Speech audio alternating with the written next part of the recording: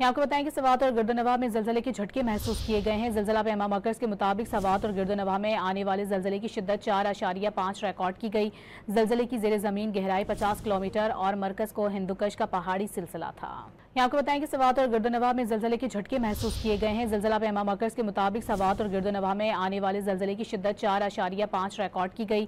जलजले की जेर जमीन गहराई 50 किलोमीटर और मरकज को हिंदुकश का पहाड़ी सिलसिला था।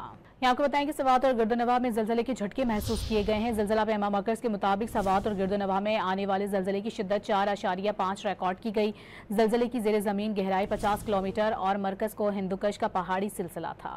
यहाँ आपको बताएं कि सवात और गिरदोनवाह में जलजले के झटके महसूस किए गए हैं। जलजला पैमा मरकज के मुताबिक सवात और गिरदोनवाह में आने वाले जलजले की शिद्दत 4.5 रिकॉर्ड की गई। जलजले की जेर जमीन गहराई 50 किलोमीटर और मरकज को हिंदुकश का पहाड़ी सिलसिला था। यहाँ आपको बताएं कि सवात और गिरदोनवाह में जलजले के झटके महसूस किए गए हैं। जलजला पैमा मरकज के मुताबिक सवात और गिरदोनवाह में आने वाले जलजले की शिद्दत 4.5 रिकॉर्ड की गई।